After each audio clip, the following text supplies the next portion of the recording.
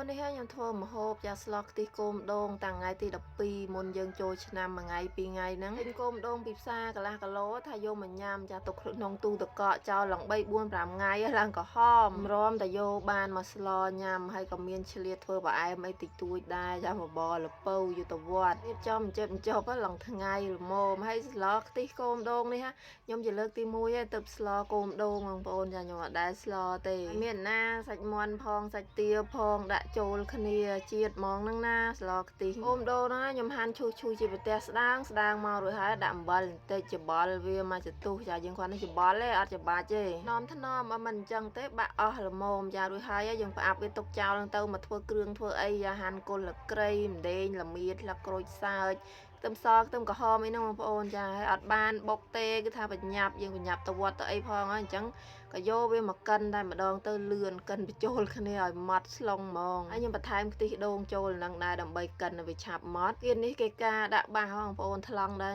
អត់ដឹងថាចូលក្នុងវីដេអូអត់ទេលឺឡើងវើងហ្មងហ្នឹងហើយក៏មានប្រហុកពី3ចង្វាដែរមកយើងដាក់បន្តិចយកលួចក្លិនចាយើងច្រាំវាបានល្អិតមកទុកវាមួយឡែកសិនទៅបើនិយាយពីសាច់នេះវិញណាប្រមូលអស់ហើយមានតាំងពីទាមានតាំងពីមាន់ចាមុខបន្តិចព្រោះវាមានបណ្ណាដាក់ប៉ុណ្ណឹងទៅដាក់តាទាទៅវាតិចពេកកាប់រៀងដុំតូចចាស្រួលញ៉ាំហើយចំពោះគោមដូងនេះវិញមកយើងធ្វើគ្រឿងធ្វើអីហើយអស់ហ្នឹងយកវាមកលាងទឹកល្មមឡើងតុនចាយើងលាង2 3ទឹកអីមកឲ្យវាអស់ជាតិអំបិលរួចហើយដាក់កញ្ច្រែងសម្រស់ទុកចោលសិនទៅយើងឆ្លៀតមកធ្វើគ្រឿងស្លម្ដងចាដាក់ខ្លាញ់ចូលហើយម្ទេសក្រហមនេះខ្ញុំច្រាំដាក់ក្នុងទូកអញ្ចឹងយកមកធ្វើម្ដងមកកញ្ចប់ស្រួលចាយើងកូរគ្រឿងកូរម្ទេសក្រហមហ្នឹងឲ្យឡើងពណ៌ក្រហមស្អាតហើយឡើងឈ្ងុយបានល្អសិនចាយើងដាក់ខ្ទិះដូងអញ្ចឹងហ៎បងប្អូនចាអញ្ចឹងទៅគឺថាឡើងឈ្ងុយហ្មងកូរជាមួយខ្លាញ់ហ្នឹងមកជាតិណាចាកូរឈ្ងុយខ្លាំងហើយខ្ញុំដាក់ប្រហុកចូលបងប្អូនអាចប្រើជាប្រហុកអញ្ចឹងក៏បានឬមួយក៏ជាកាពិក៏បានដែរចាយើងកូរវាឲ្យឈ្ងុយខ្លាំងមកខ្ញុំដាក់សាច់ចូលស្លខ្ទិះហ្នឹងខ្ញុំចូលចិត្តស្លមួយទាវាស្បែកវារៀងខ្លាញ់បងប្អូនអញ្ចឹងទៅគឺថាឡើងជាតិតែម្ដងរួចហើយយើងកូរវារៀង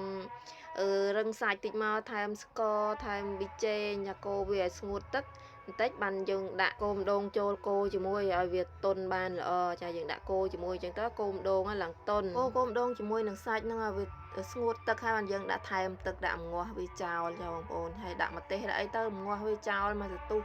ចាឲ្យវាពុះមកសន្ទុះសិនមកហើយបានខ្ញុំថែមគ្រឿងប្រៃទៀតមានរ៉ូឌីមានអំបិលហើយនឹងទឹកត្រីអីចឹងទៅហើយថែមស្ករថែមអីតិចតួចហើយខ្ទិះដូងដែលនៅសល់ហ្នឹងគឺថាចាក់ចូលមកហើយតែម្ដងជិលពូតខ្ទិះបងប្អូនចាឲ្យប្រើតែខ្ទិះកញ្ចប់ចាថ្ងៃណាអាសាបានយកមកធ្វើភ្លាមទៅមិនបានទិញខ្ទិះតែយើងទិញ